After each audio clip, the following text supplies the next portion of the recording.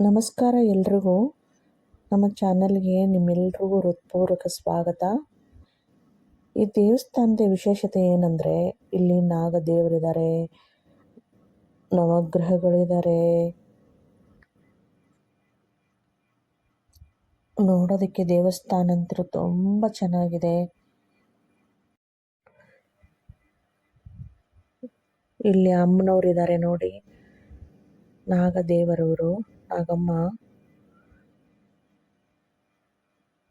ಅಮ್ಮ ನಾಗಮ್ಮ.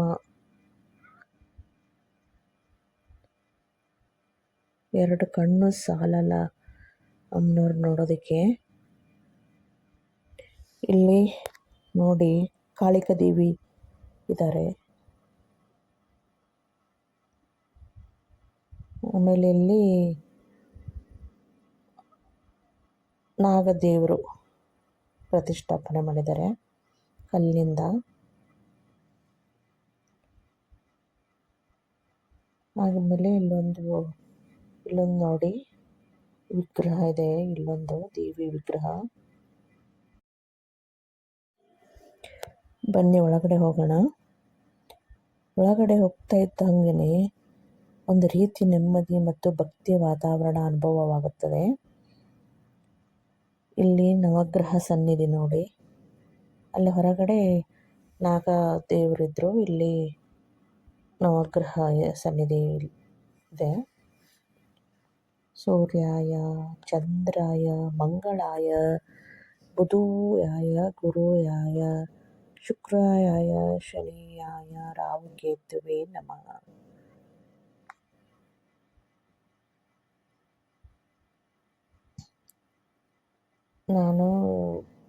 ನಾನು ಪ್ರದಕ್ಷಿಣೆ ಹಾಕ್ತೀನಿ. ಸೂರ್ಯಾಯ ಚಂದ್ರಾಯ ಮಂಗಳಾಯ ಬುಧಾಯ ಗುರುಯಾಯ ಶುಕ್ರಾಯ ಶನಿಯಾಯ ರಾಹುಕೇತಾಯ ನಮಃ.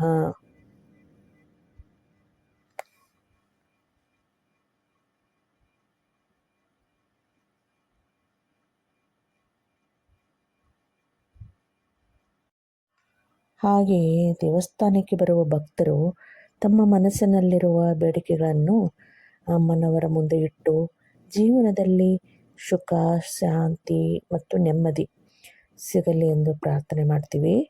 ದೇವಿ ಅಂದರೆ ಶಕ್ತಿ. ನಮ್ಮ ಹಿಂದೂ ಧರ್ಮದಲ್ಲಿ ದೇವಿಯನ್ನು ವಿವಿಧ ರೂಪಗಳಲ್ಲಿ ಪೂಜಿಸಲಾಗುತ್ತದೆ. ದುರ್ಗೆ, ಲಕ್ಷ್ಮಿ, ಸರಸ್ವತಿ, ಹೀಗೆ ಧೈರ್ಯಲಕ್ಷ್ಮಿ, ಧಾನ್ಯಲಕ್ಷ್ಮಿ, ಸಂತಾನಲಕ್ಷ್ಮಿ, ವಿಜಯಲಕ್ಷ್ಮಿ, ಹೀಗೆ ಅನೇಕ ರೂಪಗಳಲ್ಲಿ ಅಮ್ಮನವ್ರನ್ನ ಭಕ್ತಿಯಿಂದ ಆರಾಧಿಸುತ್ತೇವೆ. ಅಮ್ಮನವರ ಸನ್ನಿಧಿಯಲ್ಲಿ ನಿಂತು ಪ್ರಾರ್ಥನೆ ಮಾಡುವಾಗ ಮನಸ್ಸಿಗೆ ಒಂದು ರೀತಿಯ ಧೈರ್ಯ ಬರುತ್ತದೆ. ನಾವು ದೇವರಲ್ಲಿ ಕೇಳಿಕೊಳ್ಳೋದು ಇಷ್ಟೇ: ಆರೋಗ್ಯ, ಸಂತೋಷ, ಆಯುಷ್, ಮಕ್ಕಳಿಗೆ ಉದ್ಯೋಗ, ಜೀವನದಲ್ಲಿ ಯಶಸ್ಸು ಮತ್ತು ಮನಸ್ಸಿಗೆ ನೆಮ್ಮದಿಗಾಗಿ ಪ್ರಾರ್ಥನೆ ಮಾಡ್ತೀವಿ. ಇಲ್ಲಿ ಒಂದು ವಿಷಯವನ್ನು ನಾವು ನೆನಪಿಟ್ಕೋಬೇಕು: ದೇವಸ್ಥಾನಕ್ಕೆ ಬರೋದು ಕೇವಲ ನಮ್ಮ ಸಮಸ್ಯೆಗಳನ್ನು ದೇವರಲ್ಲಿ ಹೇಳಿಕೊಳ್ಳೋದಕ್ಕಾಗಿ ಮಾತ್ರ ಅಲ್ಲ, ನಮ್ಮ ಮನಸ್ಸನ್ನು ಶಾಂತಿಗೊಳಿಸಲು, ಒಳ್ಳೆಯ ಆಲೋಚನೆಗಳನ್ನು ಬೆಳೆಸಿಕೊಳ್ಳಲು ಮತ್ತು ಒಳ್ಳೆಯ ಜೀವನ ನಡೆಸಲು ದೇವರ ಮುಂದೆ ನಿಂತು ಪ್ರಾರ್ಥಿಸುವುದರ ಜೊತೆಗೆ ಇದು ಒಂದು ಮುಖ್ಯವಾಗಿರುತ್ತದೆ. ದೇವಸ್ಥಾನದ ವಾತಾವರಣವೇ ಒಂದು ರೀತಿಯ ಶಾಂತಿಯನ್ನು ನೀಡುತ್ತದೆ. ಆ ಗಂಟೆಯ ನಾದ, ದೇವರ ನಾಮಸ್ಮರಣೆ, ದೀಪದ ಬೆಳಕು ಮತ್ತು ಭಕ್ತರ ಪ್ರಾರ್ಥನೆ ಇವೆಲ್ಲವೂ ಸೇರಿ ಮನಸ್ಸಿಗೆ ಭಕ್ತಿಯ ಅನುಭವವನ್ನು ನೀಡುತ್ತದೆ ಅಲ್ವಾ?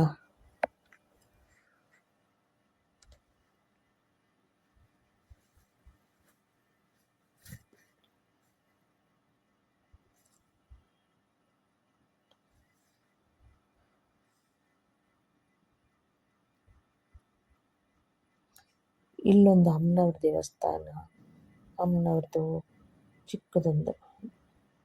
ಇದು ಒಂದು ನಾಗಮ್ಮ ದೇವರು.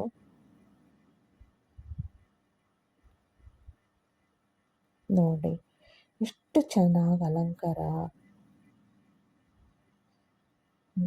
ಮಾಡಿರ್ತಾರಲ್ವ. ಬನ್ನಿ ಇವಾಗ ಅಮ್ಮನವರು ಸನ್ನಿಧಿಗೆ ಹೋಗೋಣ.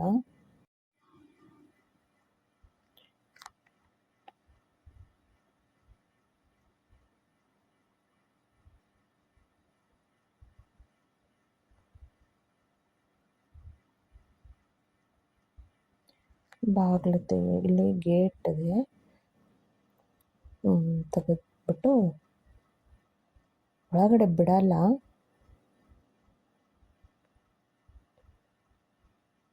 ಇದು ನೋಡಿ ಸಿಂಹ. ಇದು ಅಮ್ಮನವ್ರ ದುರ್ಗೆ ಮುಂದೆ, ದುರ್ಗೆ ವಾಹನ ಯಾವುದು? ಸಿಂಹ. ಸಿಂಹ ಇದೆ ಅಮ್ಮನವ್ರ ಮುಂದೆ, ಸಿಂಹ.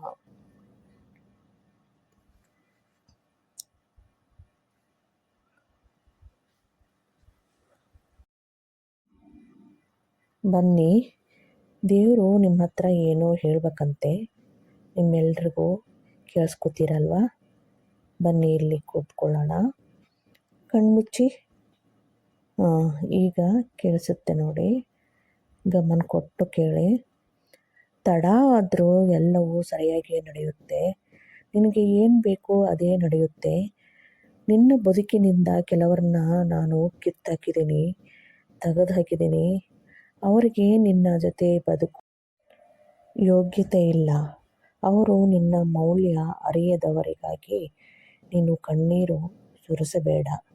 ನಿನ್ನ ಪ್ರಾರ್ಥನೆ ನಾನು ಕೇಳಿದ್ದೇನೆ, ಹಾಗೆಯೇ ಅವರು ಆಡಿದ ಮಾತುಗಳನ್ನು ನಾನು ಕೇಳಿದ್ದೇನೆ. ನೀನು ಕೇಳಿಸಿಕೊಳ್ಳದೇ ಇರುವ ಸತ್ಯಗಳು ನನಗೆ ಕೇಳಿಸಿದೆ. ನಿನ್ನ ಹಿಂದೆ ಅವರು ಆಡಿದ ಆಟ ಗೊತ್ತಾದರೆ ನಿನಗೆ ಇನ್ನೂ ನೋವಾಗುತ್ತದೆ ಎಂದು ನಿನ್ನನ್ನು ನನ್ನ ದಾರಿಗೆ ಎಳೆಯುತ್ತಿದ್ದೇನೆ. ಕಷ್ಟ, ಅವಮಾನ, ನಿಷ್ಠುರದ ಮಾತುಗಳೆಲ್ಲವೂ ನಿನ್ನನ್ನು ನಾನು ಪರೀಕ್ಷಿಸುತ್ತಿರುವ ವಿಧಾನಗಳು. ನೀನು ಜಗ್ಗದೆ ಕುಗ್ಗದೆ ಮುನ್ನಡೆ. ನೀನು ಮಾಡಿರುವ ಫಲ ಒಳ್ಳೆಯದೇ ಆಗುತ್ತೆ.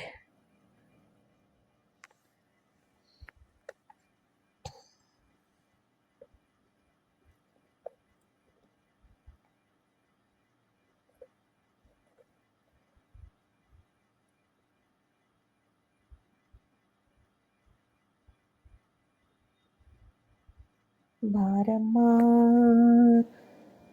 ಅಮ್ಮ, ಅಮ್ಮನಿಗೆ ಬಾರಮ್ಮ.